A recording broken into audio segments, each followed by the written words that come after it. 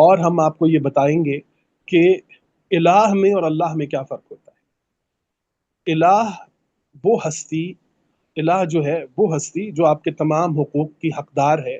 اب چاہے آپ ایمان والے ہیں یا ایمان والے نہیں ہیں، آپ مسلم ہیں یا غیر مسلم ہیں، آپ نے کوئی ایسی ہستی کا تعین کر لیا ہے جسے آپ اپنے تمام حقوق کی حقدار سمجھتے ہیں، تو اسے الہ کیا کہا جاتا ہے، الہ کہا جاتا ہے۔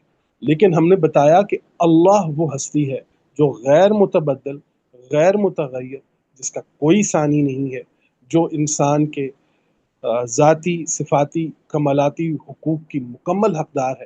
اس ہستی کو اللہ کہتے ہیں۔ اس کا کوئی متضاد نہیں ہے، اس کا کوئی ثانی نہیں ہے، یہ اللہ ہے۔ اللہ وہ ہستی ہے جو انسانی دھیان کی پہلی اور آخری حقدار ہے۔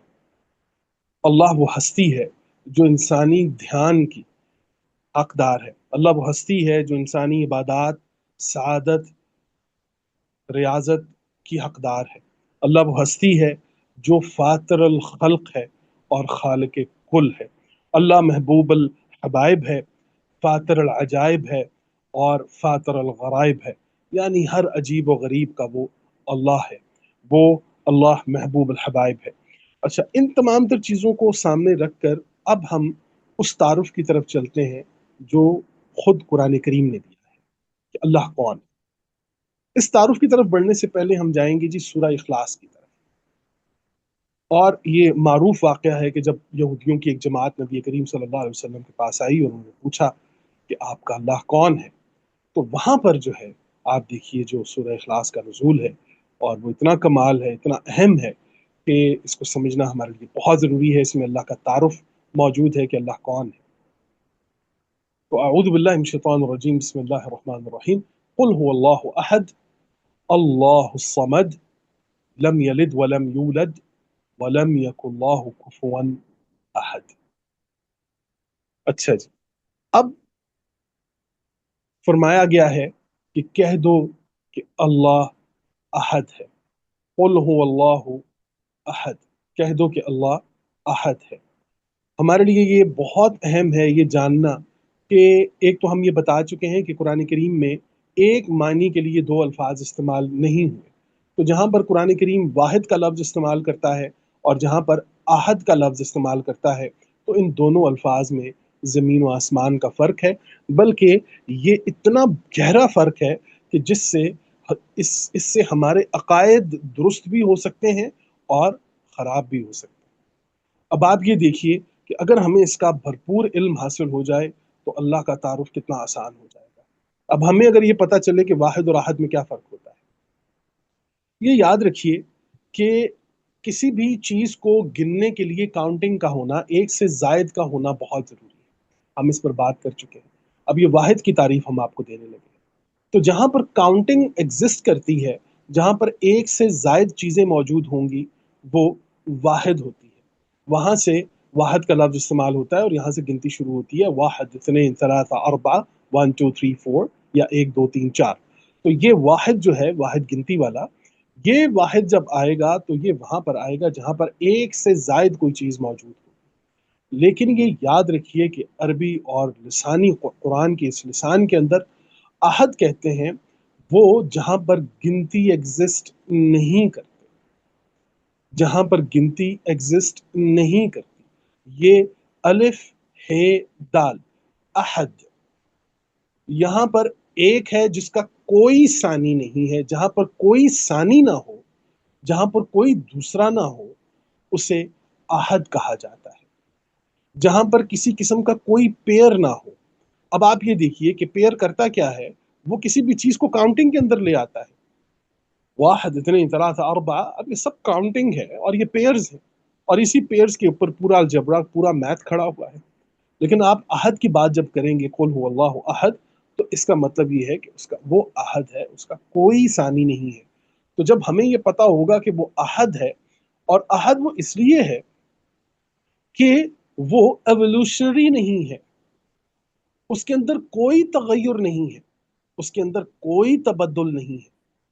یہ تغیر اور تبدل سے پاک ہونا جو ہے، یہ احدیت ہے۔ اللہ अहद है, वो मुतगैर नहीं होता, वो मुतबदल नहीं होता। पूरे कुरान करीम में सिवाय अल्लाह की ज़ात के हर चीज़ मुतगैर है, हर चीज़ मुतबदल है। अब ये देखिए कि जहाँ पर कोई चीज़ में तगय्युर आएगा या तबद्दुल आएगा, तो वहाँ पर पेड़ बनेगा, और जहाँ पर पेड़ बनेगा वो अहद नहीं रहेगा। उसकी मिसाल वो क्या देता है, कुल हु अल्लाहु अहद, कह दो कि अल्लाह का कोई सानी नहीं है, वो अहद है। अल्लाहु समद, अब समद कहते हैं वो चीज़ जिसके अंदर कोई तगय्युर ना हो, एवोल्यूशन ना हो। मैंने अर्ज़ किया था कि अल्लाह एवोल्यूशनरी नहीं है, वो समद है। वो समद इसलिए है कि वो किसी किस्म की कोई तब्दीली नहीं है। हजर समाधि उस पत्थर को कहा जाता है जो दरिया के बिल्कुल दरमियान में खड़ा हो, और वो इतना इतना मुलायम हो कि पानी उससे गुजर गुजर कर जाए, लेकिन ना पानी उसके अंदर दाखिल हो, ना उसके अंदर से कोई चीज़ बाहर आए। तो उस पत्थर को कि जो बिल्कुल पैक्ड है, जिसके अंदर कोई चीज़ नहीं जाती और अंदर से कोई चीज़ बाहर नहीं आती, उस पत्थर को अरब बद्दू जो हैं वो हजर समाधि कहते हैं, समाधि। तो ये समदियत जो है अल्लाह ताला की, इसको फिर आप देखिए आगे खुद कुरान बयान करता है कि अगर उसमें कोई चीज़ दाखिल हुई तो वो पेड़ बन जाएगा, अगर उससे कोई चीज़ निकली तो वो पेड़ बन जाएगी। लम यलिद वलम यूलद, ना वो किसी से पैदा हुआ, ना उससे कोई पैदा हुआ। ये समदियत की सबसे बेहतरीन मिसाल है जो अल्लाह ताला ने आपके सामने रखी। वलम यकुन लहू कुफुवन अहद, और कोई इसका और दूसरा हमसर नहीं है, कोई सानी नहीं है उसका। तो अहद से बात शुरू करता है और अहद पर आकर बात खत्म करता है। तो ये अहम तरीन तारुफ है जो कि नबी करीम सल्लल्लाहु अलैहि वसल्लम ने उन उस ज़माने में उन यहूदियों को दिया, और कुरान आज के ज़माने में भी इसको साहिब अक्ल और शऊर जो लोग हैं, जिनके पास अक्ल है, ईमान है, शऊर है, उनको ये आयात कुरान करीम पेश करता है कि देखो अल्लाह का तारुफ ये है कि अल्लाह अहद है। अब एक ये भी सवाल आपके सामने आएगा कि ज़ाहिर है कि आज अस्माउल हुस्ना में अल्लाह का तारुफ हम दे रहे हैं, तो फिर ये भी तो है कि वहदहू ला शरीक लहू, वो वाहिद, वो ये भी अल्फाज कुरान करीम के अंदर आए हैं कि वो वाहिद भी है। तो हमें ये पता होना चाहिए कि वह वाहिद किस मकाम पर है और वो अहद किस मकाम पर है। अहद वो अपनी ज़ात के अंदर है, वाहिद वो अपनी सिफात के अंदर है। और फिर आप ये देखिए कि एक और मकाम है उसकी वहदानियत का, वहदियत का, और वो मकाम ये है कि वो अपने नताइज में वाहिद है। उसका बनाया हुआ निज़ाम, हर अमल एक नतीजा पैदा करता है।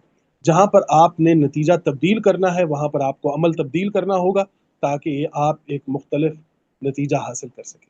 जहाँ पर नताइज का इख्तलाफ आपको चाहिए वहाँ पर आपको अमल का इख्तलाफ करना होगा।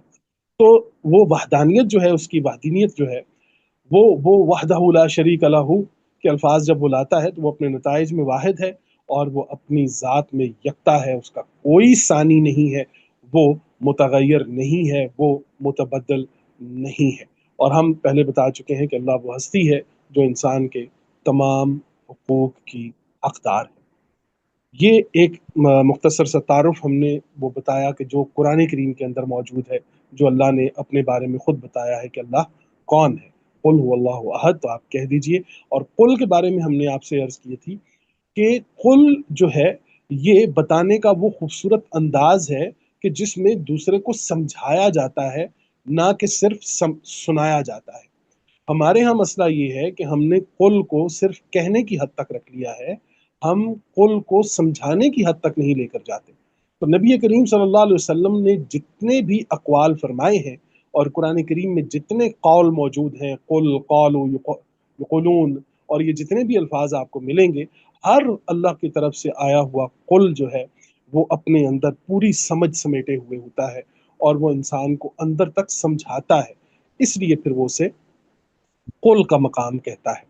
तो कुल हुवल्लाहु अहद में हमने दूसरे को सिर्फ सुनाना नहीं है, बल्कि हमने उसे समझाना भी है। तो अल्लाह अहद है, उसका कोई सानी नहीं है अस्माउल हुस्ना में। अब ये पहला तारुफ आपके सामने हमने रखा। अच्छा,